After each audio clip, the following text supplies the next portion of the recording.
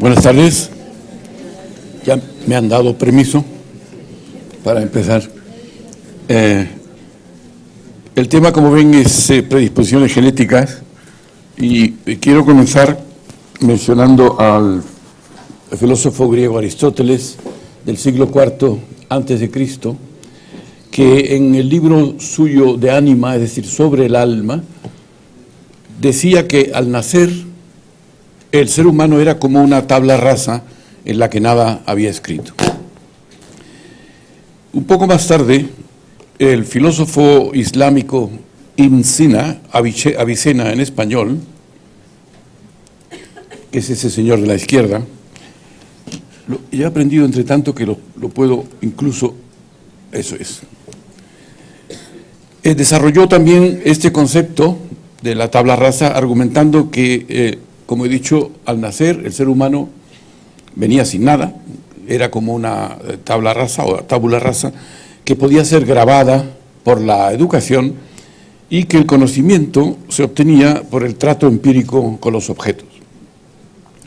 Un siglo más tarde, en el siglo XII, el filósofo y novelista islámico andalusí Ibn Tufail, Ibn Tufail en español, que nació en Guadix, en la provincia, en Granada, como saben, publicó una novela filosófica titulada El filósofo autodidacta, novela que tuvo una gran influencia en el filósofo empirista inglés John Locke.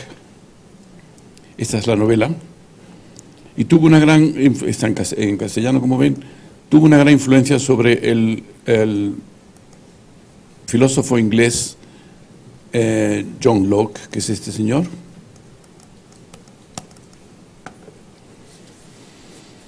Que es a quien se le atribuye comúnmente el concepto de tabla rasa. También para Tomás de Aquino, en el siglo XIII, el hombre al nacer es lo mismo, con una tabula rasa in qua nihil scriptum est, dice en latín, una tabla rasa en la que no hay nada escrito. Es decir, no hay contenidos impresos. Los objetos desencadenan la actividad de los órganos de los sentidos, produciendo las sensaciones. Esto decía Tomás de Aquino. En realidad lo que sigue es la doctrina de Aristóteles. Y es muy conocida la frase escolástica de esa época, que en latín se dice nihil est in intellectu quod prius non fuerit in sensu, es decir, no hay nada en el intelecto que no haya estado antes en los sentidos. Es decir, si los órganos de los sentidos, el ser humano es como una tabla rasa que no hay nada escrito. Pues bien, todos estos autores, como he dicho, tuvieron una influencia sobre John Locke, que es un empirista inglés, tuvieron una gran influencia. Y este empirista inglés, John Locke, en el siglo XVII, y en su libro Ensayo sobre el entendimiento humano, publicado en 1690, sostuvo que todo conocimiento procede de la experiencia. De ahí el nombre de empirista para este filósofo, y también a otros como David Hume y George Berkeley. Con ello, este filósofo se enfrentaba al filósofo francés Renato Descartes, que había afirmado que determinados conceptos eran innatos en el ser humano. Otro filósofo escocés del siglo XVIII, también empirista, acabo de mencionarlo, que es este David Hume, también era de la opinión que no existen ideas o contenidos mentales que no procedan de la experiencia. Y el tercer filósofo, que también mencionaba anteriormente, el obispo irlandés George Berkeley, llevó el empirismo a un extremo, afirmando que los objetos solo existen si son percibidos. Es decir, en latín esse es percipi, es decir, ser es ser percibido. También este obispo Berkeley fue muy influenciado por Ibn Tufail. Curiosamente, el psicólogo vienés Sigmund Freud, ya en el siglo XX, también consideraba que las influencias genéticas eran mínimas en el ser humano. Pues bien, frente a esta manera de pensar está el concepto de las ideas innatas, según el cual algunos conocimientos, cuando llegamos a la vida, son innatos, no son adquiridos por la experiencia. Es decir, que el ser humano nace ya con ellos. Y esta opinión, conocida también como innatismo, fue sostenida por Platón, Descartes, mencionado anteriormente, Immanuel Kant, Baruch Spinoza y Gottfried Leibniz. Desde luego no nos vamos a ocupar ahora de todo lo que ellos dijeron al respecto, porque nuestro interés se centra hoy en lo que podemos decir sobre la existencia de mecanismos neuropsicológicos cerebrales que estarían disponibles ya al nacer el ser humano. Respecto a este punto, el psicólogo norteamericano estadounidense William James, en su libro Principios de Psicología, que está en castellano, como ven, Fondo de Cultura Económica, publicado en 1890, decía que el ser humano tenía que tener más instintos innatos que los animales, que los otros animales. Los animales, decía él, nacen todos con una serie de instintos o predisposiciones genéticas para adaptarse a su entorno. Sería absurdo, decía James, que los seres humanos con un cerebro más desarrollado tuvieran menos instintos que el resto de los animales, o incluso ninguno, como mucha gente postulaba. Es decir, que estaba completamente en contra de la tabla rasa, del concepto de tabla rasa. Y en el mismo siglo XIX, un etnólogo alemán, que no quiere aparecer, debe ser muy tímido, se llamaba Adolf Bastian, fue conocido por su concepto de lo que él llamaba Elementargedanken, que significa pensamientos elementares o ideas elementales, como se ha traducido, que están presentes, decía él, en todos los pueblos y que solo sufren pequeñas variaciones dependiendo de la cultura en la que se expresan. Con otras palabras, según Bastian, existe una dotación fundamental psicológica y unitaria para toda la humanidad. Este pensamiento tuvo una gran influencia en la teoría de los arquetipos o imágenes primigenias del psicólogo suizo Carl Gustav Jung. Los arquetipos de Jung son imágenes oníricas que se aparecen en el sueño o en el ensueño y fantasías que representan motivos universales en todas las religiones, mitos y leyendas, y que Jung descubrió en pacientes esquizofrénicos que no tenían la cultura suficiente, como él pudo comprobar, para haberlas conocido ni las habían heredado, por lo que concluyó que provenían de lo que él llamó el inconsciente colectivo. Jung define el arquetipo como una especie de disponibilidad para producir una y otra vez la misma o similar idea mítica. Por desgracia, la neurociencia no ha aportado aún ninguna base neurobiológica para este fenómeno, que yo considero que tiene una base importante. A comienzos del siglo XIX también hay dos autores que me interesa mencionar. El uno es un neuroanatomista alemán que se llamaba Franz Josef Gall, tocayo mío, porque Francisco José. Franz Josef Gall, junto con un médico, un colaborador suyo que se llamaba Johann Spurzheim, crearon ambos lo que se conoce como la teoría de la frenología, teoría que afirmaba que el cerebro era el órgano de la mente. Con esto se adelantaron a muchos otros autores posteriores. Ambos, como he dicho, crearon la teoría de la frenología, pero por desgracia terminaron pretendiendo que la determinación del carácter de una persona podía encontrarse y podía detectarse basándose en la forma del cráneo, de la cabeza y de las facciones. Por eso la frenología hoy día está considerada como una pseudociencia, aunque tiene el mérito de haber contribuido a la neurociencia y haberse adelantado a lo que hoy podemos llamar estructuras neuropsicológicas o predisposiciones genéticas con las que nacemos.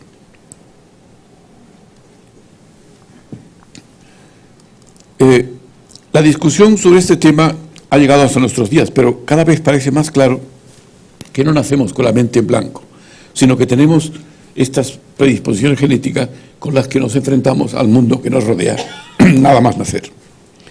En 1957, el lingüista norteamericano Noam Chomsky publica un libro titulado Estructuras sintácticas. Creo que lo he traído también, efectivamente. Estructuras sintácticas, en el que postula que el cerebro tiene que tener un mecanismo innato de adquisición del lenguaje, ya que las leyes del aprendizaje no pueden explicar la rapidez con la que el niño aprende un lenguaje, naturalmente el lenguaje de su propia cultura. Los trabajos de Chomsky tuvieron una influencia sobre el filósofo y psicoanalista estadounidense, y psicolingüista, estadounidense Jerry Fodor, que es ese señor de la izquierda, Jerry Fodor, que publicó en 1983 este libro que ven aquí, La modularidad de la mente. Como ven, reproduce la cabeza de los frenólogos, ¿no?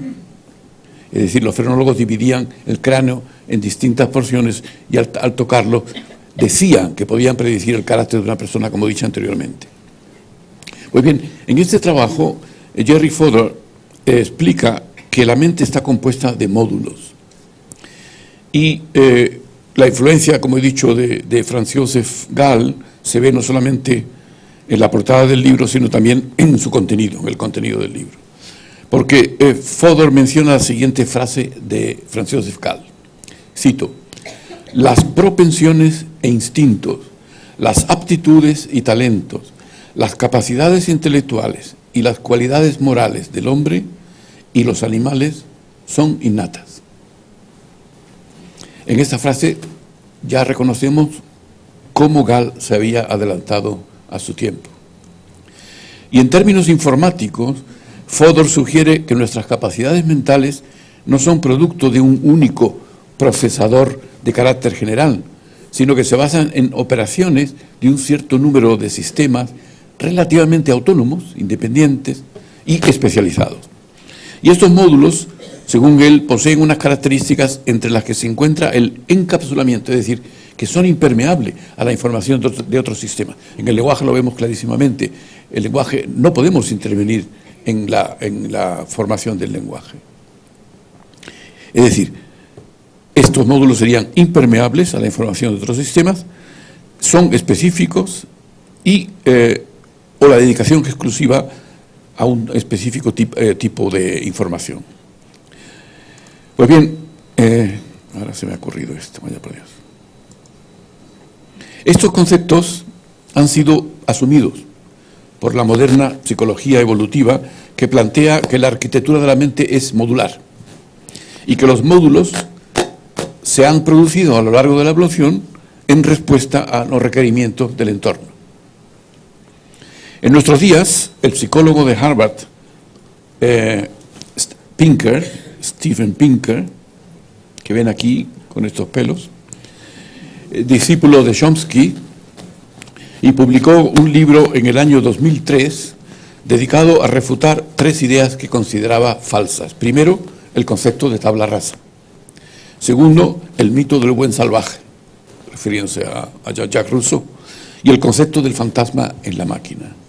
Pinker propone que la mente es como una navaja suiza, o sea que se compone de muchos sistemas de procesamiento, cada uno de ellos realizando tareas específicas de manera automática e independiente de los demás. Es decir, asume totalmente la teoría de Fodor.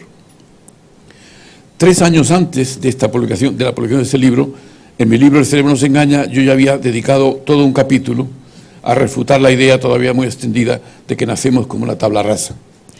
Así que voy a intentar hoy fundamentar la opinión de que nacemos con ciertas predisposiciones genéticas que nos sirven para poder desenvolvernos rápidamente en el hábitat que es nuestro entorno humano. Como dijimos, los módulos de Fodor habrían sido seleccionados a lo largo de la evolución por la presión o requerimientos del entorno. El problema que se plantea es cómo es posible que, a pesar de todos estos módulos, exista una integración sin tener que recurrir a un procesador central, a un ordenador o computador central. Y a esto responde el profesor de filosofía de Oxford, Peter Carruthers, a ver si lo conseguimos, Peter Carruthers, que esa tarea de integración entre los módulos lo realiza el lenguaje. A esta opinión llega porque sujetos que están absortos en tareas lingüísticas tienen mayores dificultades en integrar información heterogénea, por ejemplo, integración geométrica o la integración de los colores. Y por eso él piensa que el lenguaje es el que unifica todos los módulos.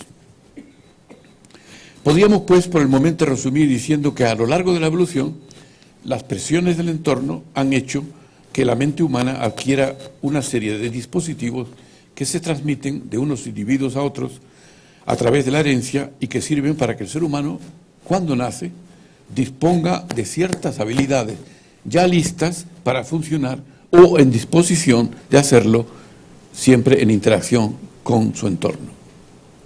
¿Eso qué quiere decir? Quiere decir que o las tenemos listas o necesitamos el entorno para que se desarrollen, pero que ya esa predisposición ya está dada en el cerebro humano.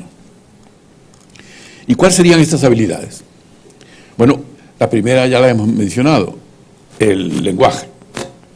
Chomsky es de la opinión que existe una predisposición genética para el lenguaje y que nacemos con una especie de gramática universal, como él le llama, que forma parte del patrimonio genético de los seres humanos.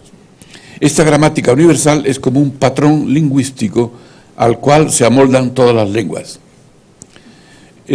Como hemos dicho anteriormente, la rapidez con la que el niño aprende un lenguaje se debería a que son innatas tanto la capacidad para aprenderlo, sino también la capacidad que tiene para una gramática universal. Los niños no nacerían programados naturalmente para un lenguaje en particular, pero sí para esa gramática que subyace a la estructura de todas las lenguas.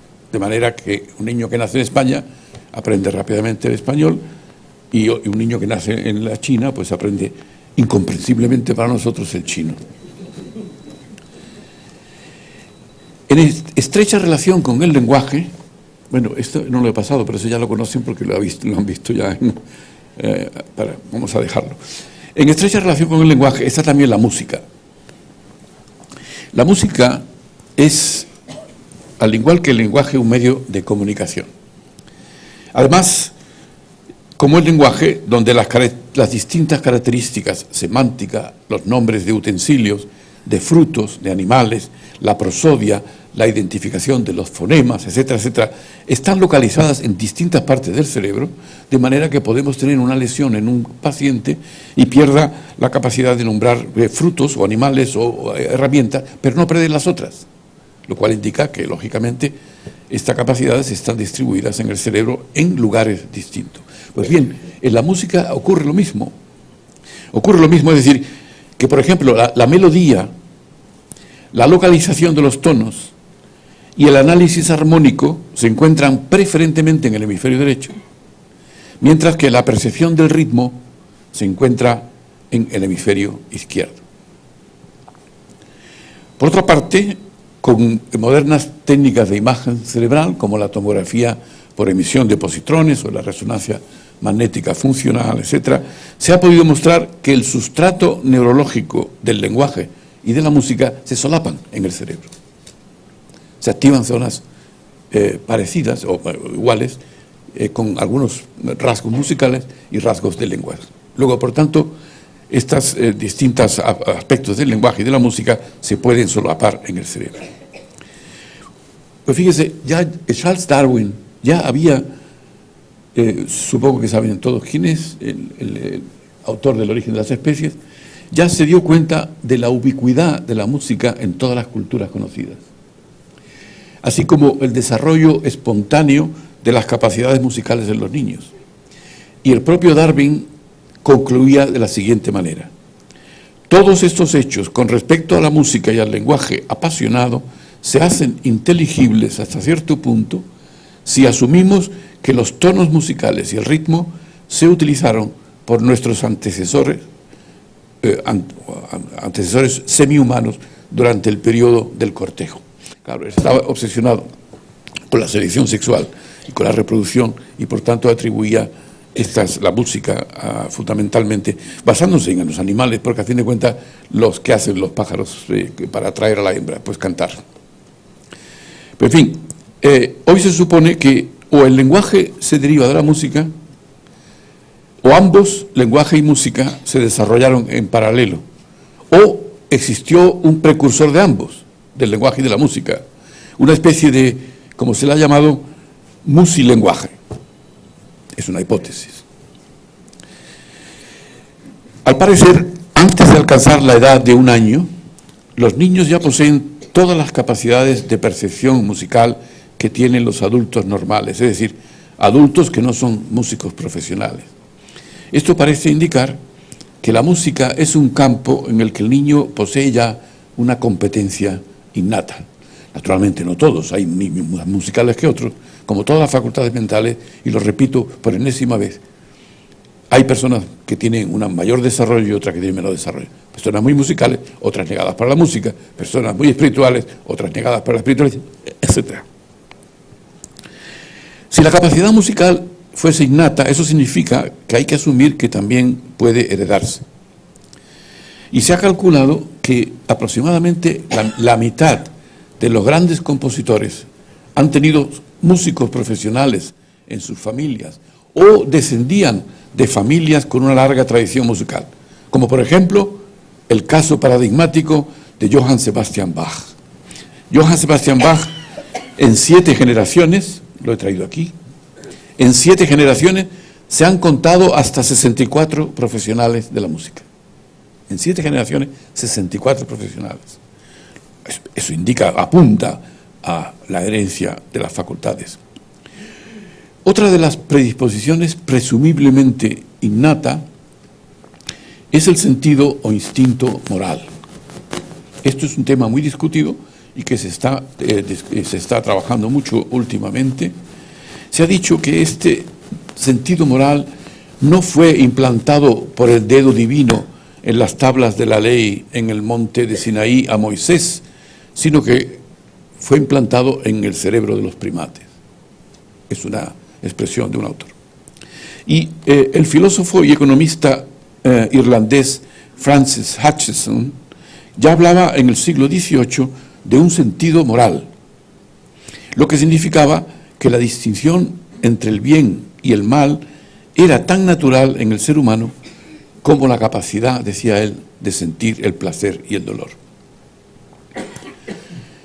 Como he dicho, hoy se busca el módulo moral en el cerebro, aunque algunos autores niegan esta posibilidad, y aunque las reglas morales, esto es muy importante porque se confunden los códigos y reglas morales con la moralidad en sí misma, con el instinto moral, aunque las reglas morales pueden cambiar y de hecho lo hacen en las distintas culturas, también lo hacen las distintas lenguas.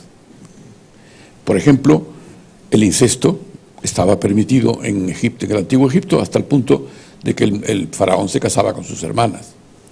La homosexualidad, como saben, está permitida en algunas culturas, lo estaba en la Grecia antigua y lo está hoy día en algunas culturas, sin embargo está prohibida en otras. Es decir, los códigos morales, las reglas morales, cambian con la cultura, pero no el instinto moral. Uno de los autores que más se han perfilado en la búsqueda de antecedentes de la moralidad en primates no humanos ha sido el primatólogo de origen holandés Frans de Waal. De Waal está afincado en Estados Unidos. De Waal polemizó con la llamada teoría del barniz o chapa. ¿Qué significa eso, teoría del barniz o chapa? Que postula que la moralidad es solo una especie de barniz que cubre un núcleo amoral o inmoral del ser humano. Y este barniz vendría dado por la cultura, es decir, somos morales porque la cultura nos ha hecho así y nos ha dado una especie de barniz, pero en realidad cuando cuando falta la cultura, pues desarrollamos toda nuestra agresividad y no somos inmorales, amorales. Y de esta opinión era nada menos que Thomas Henry Huxley, que es ese señor que era el hermano, era el tío de Aldous Huxley, que el otro día mencionamos, y un defensor acérrimo de la teoría de Darwin, Le llamaban el bulldog de Darwin por su defensa acendrada de la teoría de origen de las especies. Y no solamente por eso, tiene cara de bulldog, ¿verdad? Bueno, pues este Thomas Henry Huxley, no era tío, era abuelo del escritor Aldous Huxley, consideraba que la naturaleza humana era amoral y egoísta, y que la moralidad era una especie de revestimiento cultural, del barniz del que hablábamos antes. Y de la misma opinión era también el filósofo inglés Thomas Hobbes. Según él, en la naturaleza del hombre reina la guerra de todos contra todo. Seguro que estaba basado en políticos, pensando en la clase política, claro. Ya que el hombre es un lobo para el hombre. Homo homini lupus, si recuerdan, es la frase típica de Hobbes. De ahí que tenga que renunciar a su poder dejándolo en manos del Estado, que él le llamaba Leviatán, que es el título de su obra principal. Y Leviatán es una bestia marina del Antiguo Testamento y, como he dicho, el título de su libro más conocido. Pues bien, contra estas opiniones se alza el primatólogo Frans de Waal, que sugiere que los humanos son buenos por naturaleza. Esto nos recuerda a Sócrates y sobre todo a Jean-Jacques Rousseau, que habían expresado esta opinión. La novedad del primatólogo de Waal es que se basa en observaciones de primates no humanos, como he dicho, especialmente chimpancés y bonobos. Los bonobos son chimpancés enanos que viven en las zonas ecuatoriales del África. Según él, nuestro sentido moral tendría su origen en esos animales que nos han precedido en la evolución y con los que compartimos emociones y empatía. Sus respuestas emocionales serían los sillares sobre los que se asienta la moralidad humana. Muchos animales muestran características morales como la cooperación entre sus miembros, tendencia a ayudar a los demás, y no solamente los chimpancés, lo sabemos de los delfines, lo sabemos de los elefantes, de los lobos y de muchos otros animales. Y voy a poner un ejemplo que muestra hasta el grado de empatía que muestran algunos macacos rhesus, algunos monos. En un experimento, un mono estaba en una jaula, tenía que tirar de la cadena para conseguir alimento. Pero luego el experimentador, siempre un ser perverso, acopló la cadena a una descarga eléctrica que se le aplicaba al mono de la jaula de al lado. Es decir, que al cabo de un cierto tiempo, uno de los monos que tenían que tirar de la cadena para alimentarse estuvo sin comer 5 días. Porque claro, él veía al mono de al lado cómo sufría con la descarga eléctrica. Y él se quedó sin comer 5 días para no dañar a su compañero de cautiverio. Y otro mono llegó hasta 12 días sin comer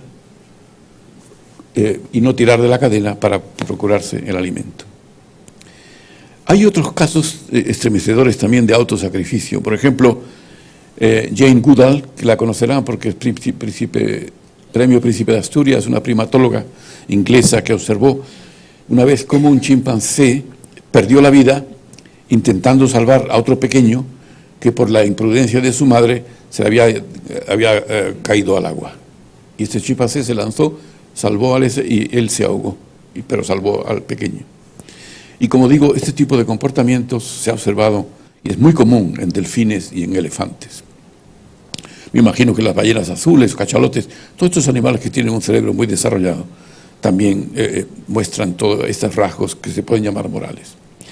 La reciprocidad, el sentido de la justicia, el altruismo recíproco, la compasión, la consolación, la gratitud, la preocupación por la comunidad, compartir alimentos, la resolución de conflictos, la lealtad o la cooperación son todos rasgos que encontramos en esos primates no humanos. Y sobre el sentido de la justicia, otro experimento, esta vez realizado con monos capuchinos. A 2 monos, el experimentador le ofreció trozos de pepino como alimento, como treat, es decir, como recompensa, como decimos. En otra ocasión, les ofreció uvas, algo que los monos prefieren al pepino, y no solamente los monos. Pero cuando el experimentador le ofreció a uno de ellos, estaban juntos los 2 monos, a uno de ellos le ofreció un trozo de pepino y al otro una uva, el que recibió el trozo de pepino lo tiró al suelo con desprecio. Es decir, esto se interpretó como que estaba ofendido por la injusticia y por el trato desigual que le había dado el experimentador a ambos. Y el escritor norteamericano Robert Wright, que es este señor, que escribió el libro que está aquí a continuación, El animal moral, considera que el altruismo entre familiares o el sentido de justicia, o sea, la intuición de que las buenas obras deben ser recompensadas y las malas castigadas, son probablemente productos de la evolución. A mi juicio, el ser humano es sin duda tan moral como inmoral. En el caso del altruismo, parece lógico que mientras que el egoísmo está al servicio de la supervivencia del individuo, y lo hemos heredado con toda probabilidad por esa razón, el altruismo está muy probablemente también anclado en nuestros genes porque favorece la supervivencia del grupo, de la familia, de la comunidad o de la sociedad en la que el individuo se encuentra inmerso. Por tanto, la antinomia que se ha generado algunas veces, somos altruistas o somos egoístas, es absurda, somos ambas cosas a la vez. Y la expresión de una de estas características, el altruismo o el egoísmo, dependerá de las circunstancias en cada momento. Aparte de ello, como ocurre con todas las facultades mentales, repito por enésima vez, unos sujetos serán más morales que otros, y de hecho así lo sabemos.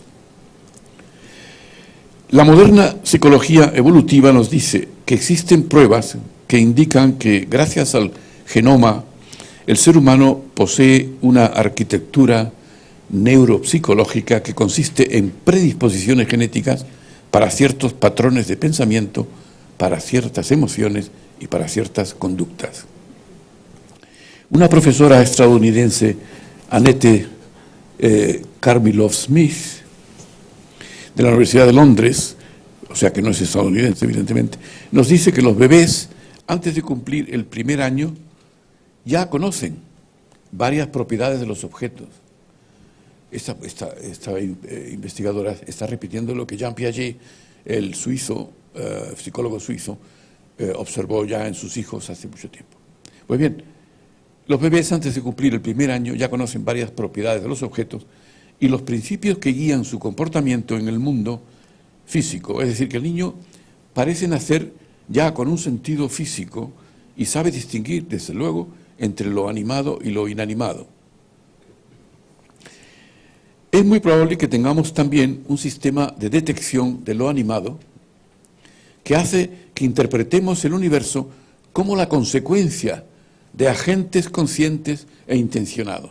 Este tema es importantísimo porque se está discutiendo hoy en muchos lugares como un factor imprescindible de toda religión.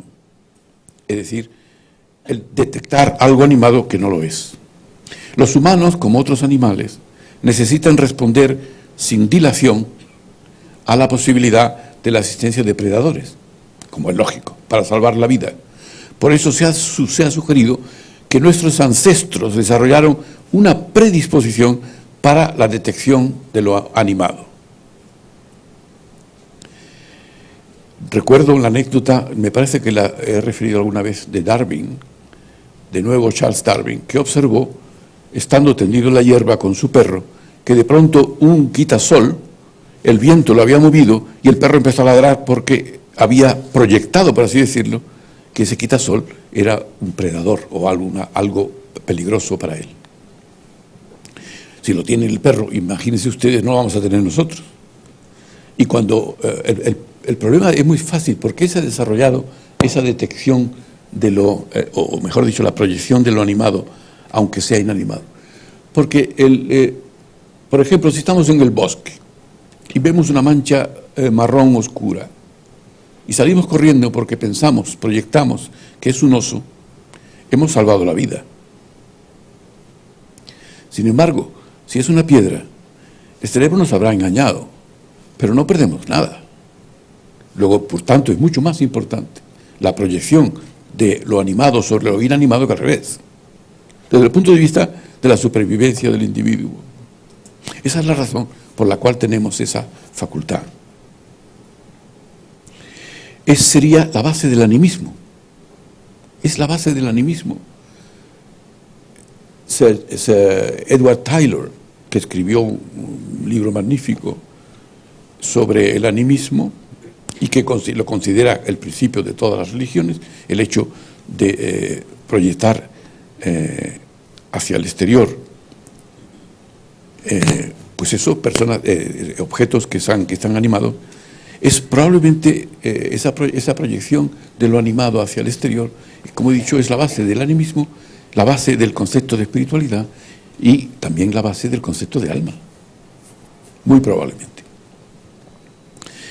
Los antropólogos han argumentado, porque estos temas los llevan los antropólogos fundamentalmente, los antropólogos han argumentado que asumir que el mundo esté poblado de seres vivos ofrece ventajas, incluso aunque esa asunción sea falsa, como he dicho antes, porque en términos evolutivos, los costes para un animal, repito, que supone que un objeto inanimado está vivo, son mínimos.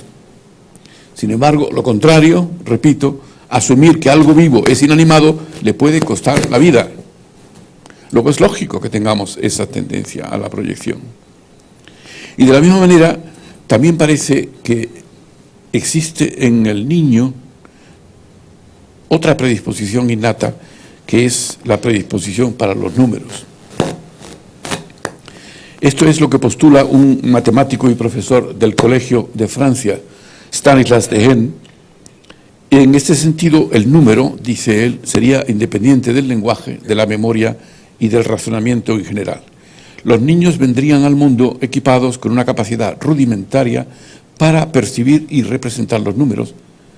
Por cierto, lo que también parece ser cierto para otros animales.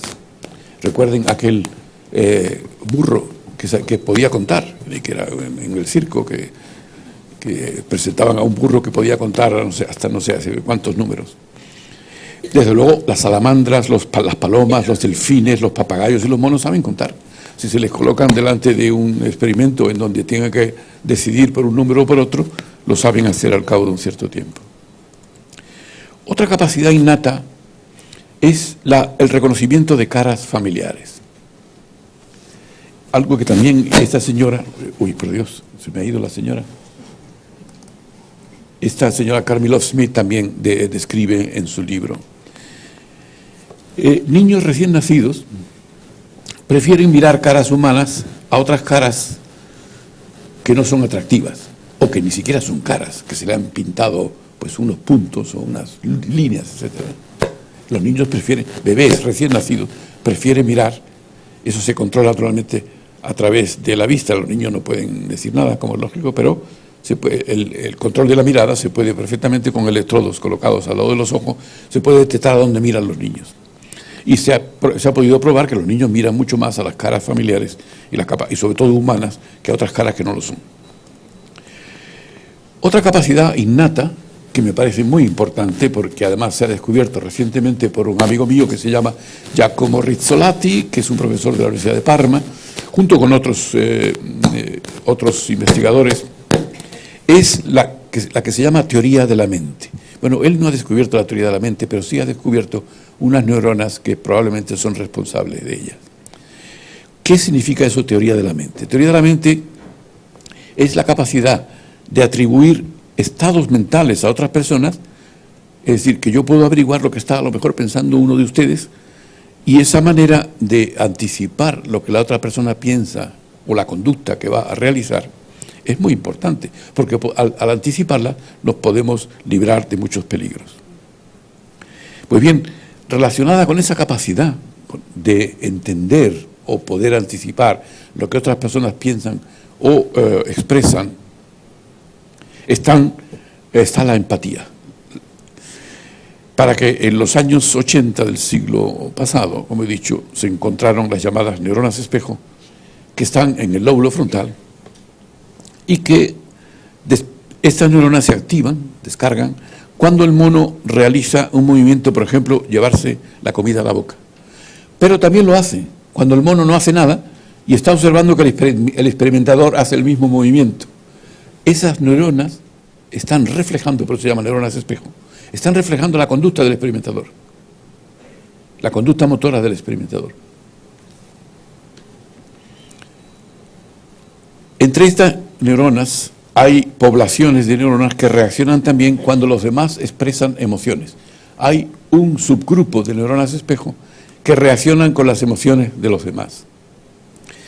Esto es lo que nos permite, en realidad ya lo sabíamos, pero no, el hecho de encontrar las neuronas es muy importante porque es lo que nos permite que el sujeto que observa estas conductas se puede meter, como decimos, en la piel de los demás. Decimos, nos metemos en la piel de los demás. Pues bien, las neuronas espejo evidentemente son la base de la imitación y la base, y si asumimos lo que parece que está claro, que el lenguaje de gestos es un precursor del lenguaje hablado, y eso tiene una base, que es que el lenguaje de gestos se almacena en las mismas regiones cerebrales que el lenguaje hablado. Pues bien, si asumimos que el lenguaje del gesto es precursor del lenguaje hablado, entonces las neuronas espejos estarían también en relación con el desarrollo del lenguaje, porque el lenguaje de gesto activa las neuronas espejo de los demás. No entro en consideración de la importancia que tiene la imitación para el lenguaje, para la cultura, para el desarrollo de nuestra cultura. Por ejemplo, el fuego, la utilización de herramientas, cómo se hace la utilización de herramientas, cómo aprende el niño en la escuela, a través de la imitación. Sin neuronas espejo es imposible. Por cierto, es muy posible, y esto sí que también está claro, que los autistas tienen problemas con las neuronas espejo, y de ahí que les falte la empatía, de la misma manera que ocurre con los psicópatas, que desde el punto de vista cognitivo son personas normales, incluso inteligentes, entienden perfectamente a los demás, pero no tienen la empatía emocional por pérdida de neuronas que se encargan de eso en el lóbulo frontal. Y entonces pueden matar, asesinar sin ningún problema. No sienten nada.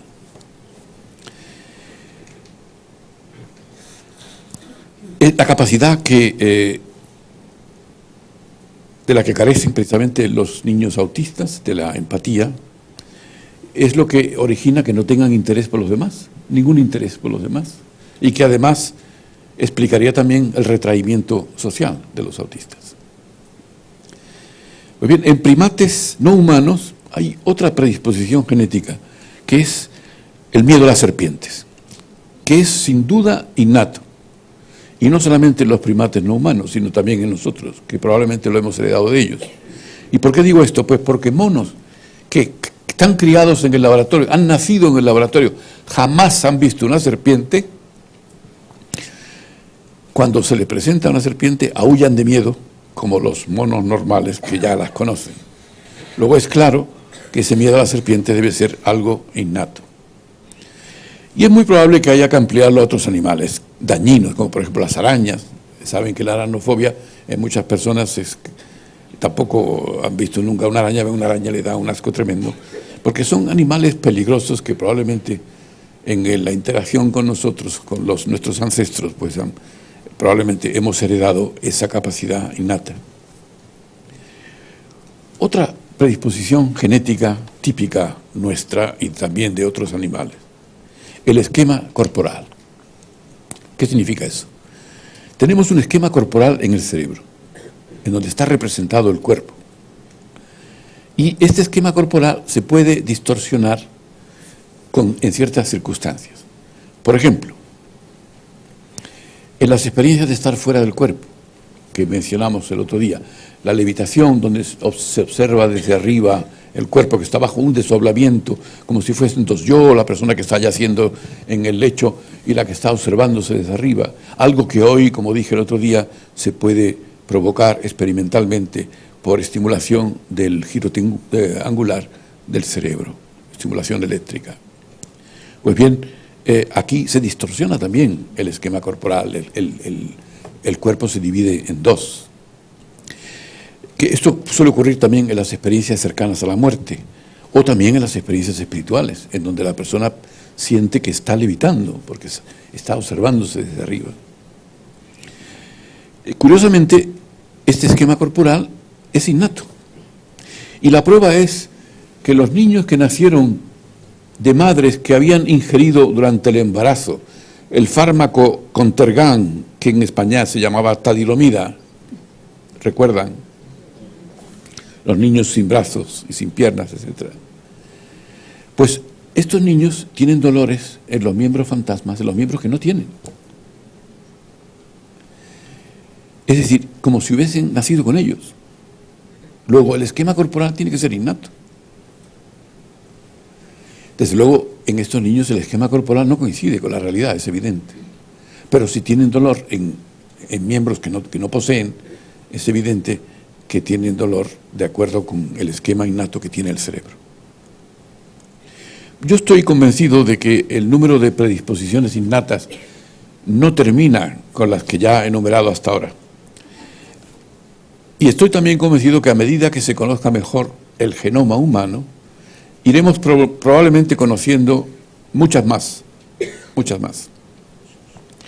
A mí se me ocurren otras dos que presumiblemente pudieran ser también innatas. La una es la tendencia que tenemos a analizar el mundo en términos antitéticos, es decir, en antinomias. Lo que yo he llamado pensamiento dualista y que el psiquiatra estadounidense que vimos anteriormente, este señor que ya ha fallecido, Eugene d'Aquili, suponía que era la consecuencia del funcionamiento, el pensamiento dualista, la consecuencia del funcionamiento de una estructura que él llamaba neurognóstica. La estructura él la llamaba el operador binario, localizado, además decía, en la región inferior del lóbulo parietal del hemisferio izquierdo. ¿Y por qué decía eso? Pues basándose en los resultados del padre de la neuropsicología, que se llamaba Alexander Luria, un ruso, que tenía un paciente que tenía una lesión en esa región, en la parte inferior del lóbulo parietal del hemisferio izquierdo. Y ese paciente había perdido la noción de los términos antitéticos, las antinomias. No sabía distinguir delante, detrás, arriba y abajo, antes y después. Lo había perdido. Y por tanto, d'Aquili concluyó que ahí estaba localizado lo que él había denominado el operador binario, que nos permite analizar el mundo en términos opuestos. Yo supongo que este dispositivo pertenece a nuestra mente porque el cerebro está interesado. Bueno, Aquili no hizo especulación por qué teníamos este operador. Pero hipótesis son libres, cada uno puede lanzar las que quiera. A mí me parece que la tenemos porque el cerebro está interesado en contrastes más que en cantidades absolutas. Si recuerdan la primera conferencia, aquellos que la asistieron a ella, claro, que yo dije que la luminosidad al cerebro no le interesa. La intensidad luminosa no le interesa. El cerebro mide solamente los contrastes de luminosidad, los contrastes. Es decir, las cantidades absolutas al cerebro no le importan. Y todo el sistema nervioso funciona así. Por tanto, ¿qué mejor contraste que las antítesis, los opuestos, para conseguir información del entorno? Y esa facultad de obtener información del entorno es para Konrad Lorenz, que es el etólogo, el que genera la etología, un alemán en Seewiesen, muy cerca de Múnich. Para Konrad Lorenz,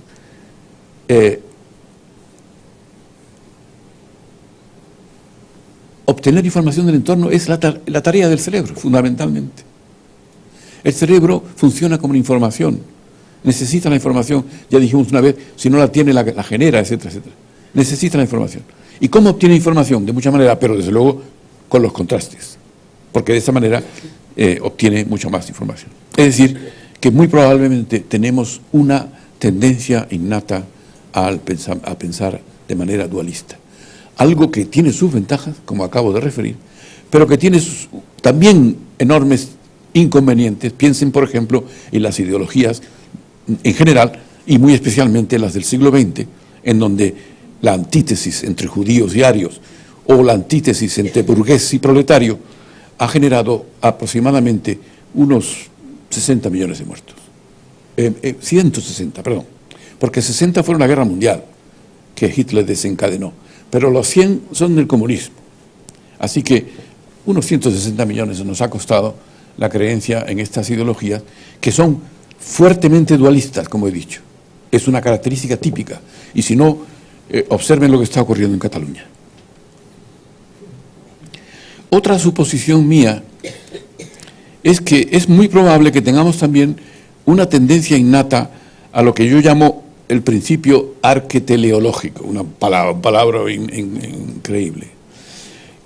Es una palabra que se compone de dos términos. Arché en griego significa principio o causa, y telos significa meta o fin. Por tanto, el principio arqueteleológico sería la tendencia que nosotros tenemos, muy probablemente innata, a analizar lo que experimentamos buscando siempre una causa y un fin. Arché, la causa; telos, el fin. Nos encanta buscar una causa y un fin. Y entenderán por qué todo el mundo estaba feliz, incluido el Vaticano, cuando unos físicos dijeron que el mundo se había creado por un Big Bang. El origen del mundo era el Big Bang. Claro que otros físicos dijeron, bueno, a lo mejor antes del Big Bang hubo un Big Crunch, es decir, una contracción gigantesca, y que probablemente el mundo ha oscilado entre Big Bang y Big Crunch, y Big Bang y Big Crunch, es decir, no permitiendo buscar una única causa para el origen del universo. Así que este principio arqueológico, a mi gusto, sería otra predisposición innata. Así que vamos a resumir todo lo que hemos dicho. El postulado de que la mente es como una tabla rasa en la que nada hay escrito ha pasado a ser una teoría equivocada. Y lo siento por los que lo han dicho, pero claro, tampoco tenían los conocimientos que tenemos hoy. A lo largo de su desarrollo, la mente, no solo humana, sino también de muchos otros animales que nos han precedido, ha adquirido por selección natural una serie de dispositivos que ayudan al nuevo organismo a desenvolverse en su entorno.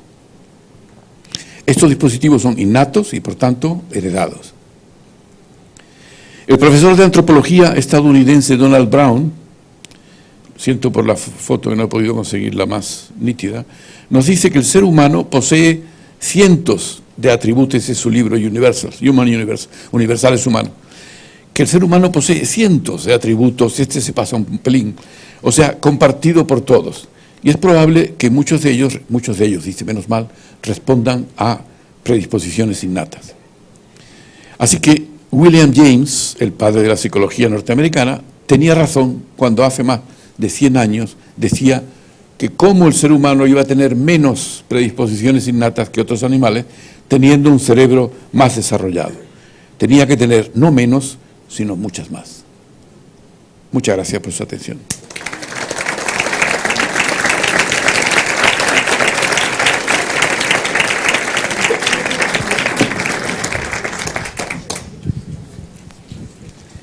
¿Podemos dar a luz?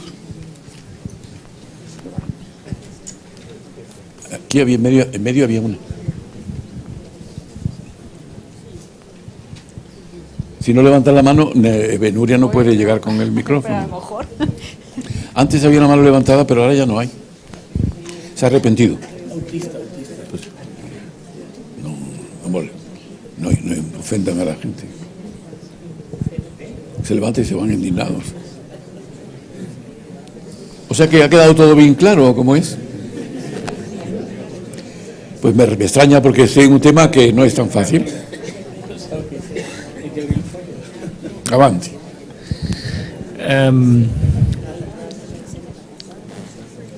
Has hablado de la psicopatía y yo estoy leyendo ahora un trabajo sobre sociopatía, que aparentemente en Estados Unidos el trastorno de personalidad antisocial jurídicamente es utilizado en muchos casos de incapacidad y demás, y aquí todavía estamos en casos pues mucho más básicos, ¿no? La pregunta es si esta sociopatía o trastorno antisocial se vincula a esta inexistencia de neuronas espejo en algunos individuos o en algunos otros tipos de casos que se citan en estos estudios en la discontinuidad. O sea, las personas con predisposición genética a ese posible autismo, a través de determinadas emociones, es como que se les bloquea temporalmente esa empatía y produce una discontinuidad. O sea, cuando están excitados o cuando disfrutan de un placer, son capaces de empatizar, y cuando hay una situación de dolor o de sufrimiento, es como que esa empatía se congela, esa anestesia, y no fijan las emociones del entorno. ¿Eso es sociopatía? ¿Sería una psicopatía social o sería un nuevo...? El autismo es una psicopatía social, por supuesto. Claro que lo es. Y dentro de las neuronas espejo, pues yo me refiero al psicópata que lo que pierde es la empatía emocional con las personas y no siente el sufrimiento de los demás, no le importa. Pero hay otros tipos de empatía, ¿no? Por ejemplo, la sociopatía, en donde la persona lo que no siente es la necesidad de entrar en contacto con los demás, que es lo que le pasa al autista. Es una sociopatía, claro que lo es.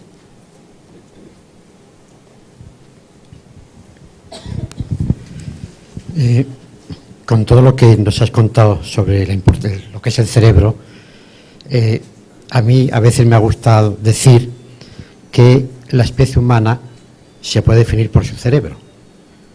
Hay infinidad de libros escritos tratando de diferenciar a los seres humanos de otras especies animales, y yo pienso que la diferencia esencial es las capacidades del cerebro. Algunas de esas capacidades has dicho que los primates, parece que primates no humanos las tienen también. Entonces, entre esas capacidades, tratando de definir a la especie humana, a veces se ha dicho que es una especie que, a diferencia de cualquier otra especie animal, está genéticamente capacitada para ser sujeto oculto, es decir, utilizar lenguaje simbólico, que está genéticamente capacitada para ser sujeto religioso, es decir, lo que ya se hablaba antes también del principio y el fin de las cosas, y está genéticamente capacitada para ser sujeto ético. Tú has hablado también de moral. Entonces me gustaría saber tu opinión sobre esto.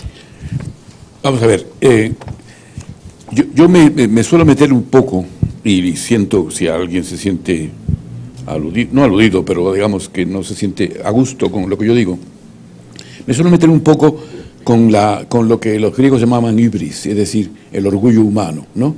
Porque tradicionalmente nos hemos considerado el rey de la creación y que los demás animales no tenían nada que ver con nosotros, hemos sido creados por el dedo divino, etcétera. Pero llega Darwin y dice, bueno, pues eso no ha sido así, sino que somos el resultado de una evolución, etcétera, y por tanto tiene que haber facultades que tenemos que las hemos heredado de otros animales. Y por eso hace mucho tiempo que, por ejemplo, la moralidad no se consideraba una facultad que hubiésemos heredado de otros animales, hoy se está considerando. El otro día mencioné lo de no la religión, desde luego, pero sí la espiritualidad, en el sentido de que si tenemos estructuras que son comunes con muchos mamíferos, ¿por qué los animales que ingieren sustancias alucinógenas o enteógenas no van a tener las mismas experiencias o parecidas a las nuestras? Pues es lógico pensar que sí las tendrían. Ahora bien, hay un momento que yo considero importante y que es lo que nos diferencia fundamentalmente. Hoy día se considera que las diferencias fundamentales están en el lenguaje sintáctico, no en el lenguaje como forma de comunicación, porque forma de comunicación tiene muchos animales, pero no tiene sintaxis ninguno de ellos. Los monos, hay monos que han aprendido, el Washoe, el célebre Washoe, que han aprendido 150 palabras y se comunican con el experimentador a través de estas letras que se ponen en los refrigeradores, en los frigoríficos, ¿no? Con imágenes. Yo quiero plátano, por ejemplo, perfectamente se pueden comunicar, es decir, pero la sintaxis no llegan. Es decir, hay diferencias entre el hombre y los animales, es evidente, no hace falta ni siquiera mencionarlo, pero que nosotros hemos exagerado pensando que somos extraordinariamente diferentes, tan extraordinariamente diferentes no lo somos, y a medida que conocemos más facultades que otros animales tienen, pues esas diferencias se van haciendo más pequeñas. Hay una especie de explosión cultural hace 50.000 años. Y esa explosión cultural tiene lugar después de que el Homo sapiens sapiens, estuviese sobre la Tierra desde hace 200.000 o 150.000. Es decir, que ha habido unos 150.000 años en donde el hombre, no sé qué es lo que hacía, pero desde luego ni arte, ni religión, y a lo mejor ni siquiera lenguaje, en el sentido nuestro. Y hoy se supone, es otra hipótesis, repito, de que hubo una mutación hace 50.000 años que permitió la explosión cultural que nadie puede explicar. De la misma manera que tampoco podemos explicar, como dije el otro día, la triplicación del cerebro con una rapidez tan grande entre el australopiteco y nosotros, ¿no?, de 500 a 1500 centímetros cúbicos. No podemos explicar tampoco por qué, estando sobre la Tierra hace ya 200.000 años, de pronto, hace 50.000, empieza a crear arte, a ser religioso, a enterrar a los muertos, etcétera, etcétera. Es decir, de enterrar a los muertos con flores y con cosas así que suponen la creencia en el más allá, en los seres sobrenaturales, etcétera, etcétera. Luego, es muy probable que el lenguaje sintáctico, el lenguaje simbólico, yo no diría que el homo simbólico es quizás un poco exagerado. Yo estoy convencido que algunos animales también tienen la capacidad simbólica. Ahora bien, con respecto al lenguaje sintáctico no hay ninguna discusión. Y yo estoy convencido, por tanto, que estas son las características que nos diferencian a los animales. Pero como digo, yo siempre me meto con es decir, refiero las similitudes, porque siempre hemos creído que esa distancia con los animales era muy grande y cada vez se está haciendo más pequeña. Esa es mi explicación. Allí había una pregunta así. Sí, yo creo que lo que realmente nos diferencia de los animales es la inteligencia. Y ahí está el quid de la cuestión. No es que los animales no tengan, pero claro, a comparación de nosotros, no tienen pensamiento abstracto, que es, como usted muy bien ha dicho, aparece hacia el 45.000 antes de Cristo, que es cuando aparece el arte, es decir, el hombre es capaz de abstraer una imagen, un bisonte, y representarla. Es el pensamiento abstracto, es la consciencia, que los animales no tienen. Pero yo no he entendido bien eso que ha dicho usted de la teoría de los opuestos, que es algo innato. A mí eso me parece, no sé, me suena muy extraño. Quiero decir, ya lo decían los presocráticos, los contrarios, los opuestos, lo sabrá usted, ¿no? Sí, pero por ejemplo, pero quiero decir, es que los contrarios es lo que da valor a la cosa. Quiero decir, existe la luz porque existe la oscuridad. Si no existiera el contrario, no existiría la luz, todo sería luz. Existe el negro porque existe el blanco, existe lo alto porque existe lo bajo, porque si todo fuera alto no tendríamos el concepto de alto, sería lo único. Entonces, pero esto nos lo da la propia inteligencia al observar, pero yo no creo que esto sea una cosa innata. Es una cosa que está en nuestro código de inteligencia y que nosotros al verlo nos damos cuenta, pero no creo yo que cuando nacemos tengamos ese concepto dualista innato. Bueno, yo he dicho, ¿ha terminado? Sí, No. Es que no sé, por ejemplo, el concepto moral que tenemos, eso probablemente sí, pero probablemente también lo tengan los animales. Es lo que he dicho.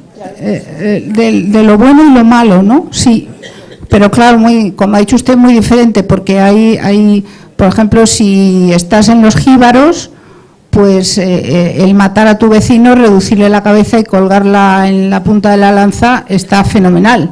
Si lo haces aquí, pues vas a la cárcel. O sea que Pues morales muy distintas, ¿no? Depende. Que los nazis mataban con mucha frialdad y han matado a 6 millones de judíos sin problemas. Y ya no hace falta remontarse a los jíbaros. Bueno, sí, ha terminado para poder contestarle. ¿Puedo? No veo con claridad que eso sea innato. No veo, o sea, yo creo que la teoría de los contrarios es que es necesaria para darle valor a la cosa. Gracias. Vale. Bueno, vamos a ver, yo no he afirmado, para empezar con el final, yo no he afirmado que eso sea innato, he hipotetizado la posibilidad de que fuese innato, que no es lo mismo, es una hipótesis, y por tanto tendrá que ser probada con experimentos en el futuro. Pero que es muy probable, sí. ¿Por qué tenemos esa tendencia innata de pronto a volver? Y digo volver porque lo considero una regresión. Volver de pronto a un dualismo exacerbado de tal manera que dividamos el mundo en judíos y arios. ¿Cuál es la razón? ¿Cuál es la razón de que el burgués y el proletario se maten unos a otros a muerte gracias a una determinada ideología? Y cuando digo ideología no me refiero al nazismo y al comunismo solo, sino a todo tipo de ideologías que como base tienen dos características fundamentales: el pensamiento dualista exacerbado al máximo y una gran emocionalidad, con la cual yo puedo demonizar al contrario y puedo asesinarlo sin ningún tipo de remordimiento. Bueno, ese es un tema. Con respecto a la inteligencia, sí, nos diferenciamos los animales por la inteligencia, sí, pero depende de qué tipo, porque hay animales en determinados tipos de inteligencia mucho más inteligentes que nosotros, en determinados aspectos. Eso habría que estudiarlo, ¿no? Y hay que haber que tenerlo en cuenta. Con respecto a la conciencia no es, seguro, no es un monopolio del ser humano. No. Y le voy a poner varios ejemplos. Generalmente hablamos de conciencia, sobre todo de autoconciencia. El saber que sabemos, el saber que estamos aquí, etcétera, ¿no? La autoconciencia. Auto y de fuera, el darnos cuenta que la luna está ahí, lo que es la luna. El mono ve la luna y le da lo mismo la luna. Bueno, eso no lo sé, porque nunca, yo le he preguntado al mono si le da igual, pero no me ha contestado nunca. Déjame que le diga una cosa. La autoconciencia, desde luego, no es exclusiva nuestra por una razón. Pues porque cachalotes, delfines, ballenas azules, monos y últimamente elefantes se reconocen ante el espejo, igual que nosotros, se reconocen como tales. Es más, ha habido un mono que cuando le ponían, criado con seres humanos, que cuando le ponían una foto de su padre, a una mona, era una mona por cierto, le ponían una foto de su padre, lo ordenaba con animales salvajes, y cuando le ponía una foto suya, la ordenaba con los seres humanos. Criada con seres humanos. Luego, hay experimentos que no se puede decir que la conciencia sea exclusiva nuestra, porque la conciencia sale y surge de unas determinadas estructuras cerebrales que probablemente otros animales hayan tenido también, porque si no, no se puede explicar estos comportamientos. El último que se ha reconocido es la elefanta Hepi, que ha aparecido en la prensa durante mucho tiempo. Una elefanta que le colocaban una mancha aquí en la frente y le ponían un espejo delante y con la trompa se la quitaba. Igual que hacemos nosotros por la mañana, suponiendo que tengamos manchas en la frente, claro, lo hacemos por otras cosas. Es decir, yo no considero que la conciencia sea exclusiva del ser humano. Con respecto al pensamiento dualista, bueno, ya repito, es una hipótesis, pero no todos los presocráticos eran dualistas. Dualistas era Platón y Sócrates, porque lo habían copiado de los órficos. Presocráticos, sí. Ah, bueno, presocráticos. Bueno, Heráclito no era dualista. No, en Antiodromía de Heráclito la unión no es dualista, al revés, él luchaba contra el dualismo y se le considera precursor de muchos no dualistas hoy en día. O sea que Heráclito no era dualista. Y con respecto al pensamiento abstracto, en eso tampoco yo estoy de acuerdo. No estoy de acuerdo, porque experimentos muestran que animales muy desarrollados pueden tener un pensamiento abstracto, porque el pensamiento abstracto está basado en la generalización, y la generalización no es solamente característica humana, y depende de la corteza cerebral, y probablemente otros animales también la tienen. Y hay otra cosa que no he mencionado, pero que es también muy interesante.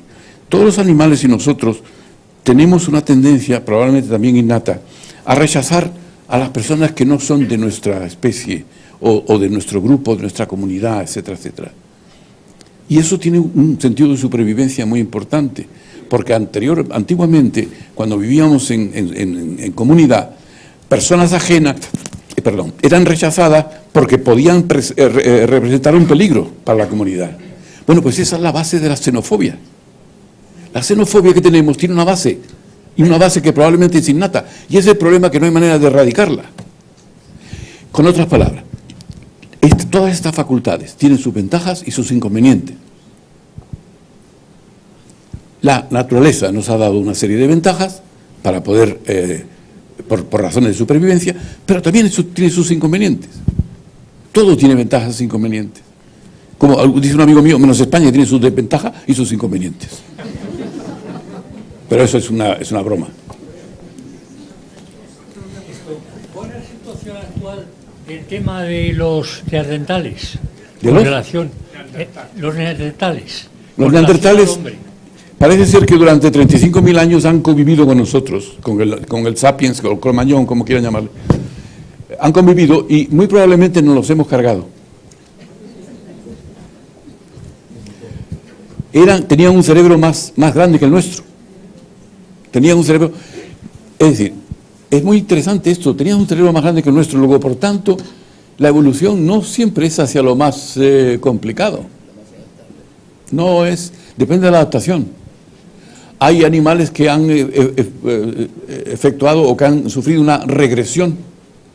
Hay, como decía Stephen Jay Gould, que es el biólogo de Harvard que ya ha fallecido, tiene muchos libros en la teoría crítica, decía él que la evolución no siempre es hacia lo más complicado, sino también a lo más simple. Luego, ahí tenemos un ejemplo. El cerebro del neandertal era mayor, más grande que el nuestro, y sin embargo ha desaparecido.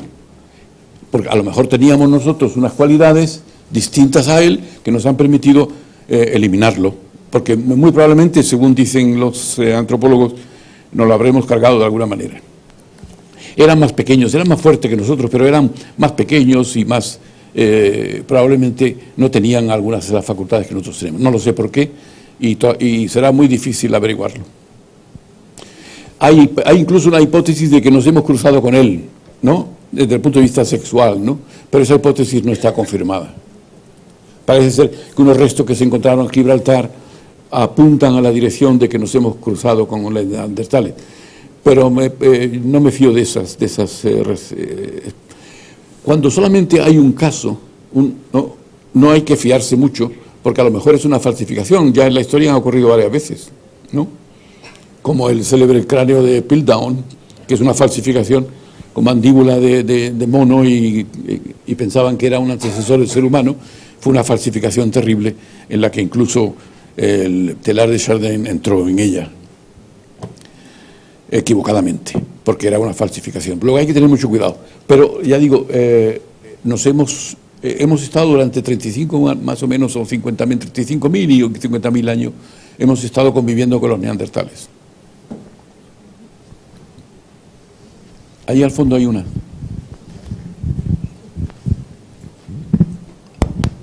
Buenas tardes. Gracias. Enhorabuena por la presentación. Gracias. En relación a la proyección de las cosas inanimadas como sujetos animados, me lleva a la siguiente idea, que estas ideas innatas o estas relaciones que hacemos de forma innata responden a un principio de utilidad. Es decir, en el caso de la proyección de las cosas inanimadas como animadas, no es verdad, no es un hecho real, pero es útil para nosotros, ¿no? Al salir vivos de una cosa inanimada, de una piedra, ¿no?, que hemos supuesto que ha sido un oso, hemos sobrevivido. Eso es. Me preguntaba si eso también sería extensible al resto de cosas. Por ejemplo, la moral podría no existir, pero ser algo beneficioso para el ser humano, el tener un concepto moral. O, por ejemplo, la dualidad, ¿no?, que la realidad no responde a blanco y negro, sino que para el ser humano es útil. Por lo tanto, lo mantenemos como... Por supuesto, completamente de acuerdo. Y con respecto a la moralidad, exactamente igual. Se están buscando cuáles serían los motivos, es decir, los elementos que facilitan la supervivencia desde el punto de vista moral. El tener una moral, ¿no? Hay mucha gente que piensa que favorece, bueno, en primer lugar la supervivencia del grupo, como he dicho antes, ¿no? la supervivencia del grupo, no tanto del individuo. El individuo es egoísta, sí, cierto, pero el grupo no puede serlo, porque si lo es, desaparece. La cohesión del grupo es importantísima. Es decir, todas estas facultades que estén probadas o sean supuestamente o hipotéticamente innatas, tendrían que tener un valor de supervivencia, porque si no, la naturaleza se las hubiera eliminado. Podríamos decir, por lo tanto, que la moral tiene un componente egoísta. Digamos, soy bueno con los demás porque voy a recibir una respuesta positiva. Egoísta y altruista. Yo no creo que la persona que sacrifique su vida por otros sea muy egoísta. Sí sé que hay muchas personas que hacen el bien porque ellos se sienten mucho mejor y por tanto, desde el punto de vista egoísta, de la imagen que ellos tienen de sí mismo, pues son mejores, entre comillas, ¿no? Luego ese sería un comportamiento egoísta, pero hay otros comportamientos altruistas. El ser humano, como he dicho, es egoísta y altruista al mismo tiempo. Depende de las circunstancias. Bueno, muchas gracias. No hay que.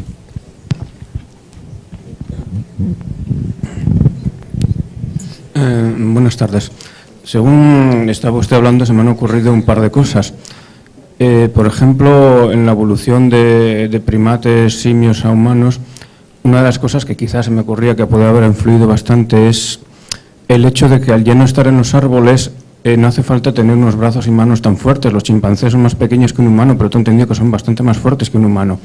Y eso puede mejorar bastante la precisión de las manos a la hora de hacer trabajos manuales y eso. Y luego está el tema del lenguaje, los órganos de fonación y todo eso, el desarrollo de la garganta y todas esas características que también pueden influir mucho en desarrollar un lenguaje, poder comunicar con más facilidad el conocimiento, eso, como dos factores que quizás han influido mucho en la evolución de primates menos inteligentes a humanos más inteligentes. Se me ha ocurrido esto. ¿Usted qué opina? No, sin duda. Pero el chimpancé no es el mejor ejemplo. El mejor ejemplo es ¿cómo se llama este mono medio blanco que tiene unos brazos enormes? El gibón. El gibón es un ejemplo clarísimo, ¿no? Porque la vida arbórea le permitía moverse entre los árboles y no caer para que los predadores no se lo zampasen, por así decirlo, ¿no? Es decir, sin duda ha jugado un papel importante, pero para nosotros tenemos otros mecanismos para escaparnos de los predadores y por tanto no era necesario desarrollar los brazos. De todas maneras, todos esos temas son muy especulativos, ¿eh? Son muy especulativos. Y con respecto al desarrollo de la garganta, tiene toda la razón. El hecho de que hayamos podido... Bueno, hemos pagado con ello, por eso digo de la ventaja de los inconvenientes. El descenso de la garganta nos permite hablar, ¿no? Pero nos atragantamos cuando comemos algo, cosa que el mono no se atraganta. Luego, volvemos otra vez a lo mismo, la ventaja de los inconvenientes. Una ventaja enorme, nos permite hablar. La fonación es imposible sin el descenso de la laringe. Pero, desgraciadamente, hay gente que se muere atragantada por un trozo de manzana, fíjese. El mono nunca. ¿Hay alguna otra pregunta más? Pues no, muchísimas gracias por vuestra atención, por su atención.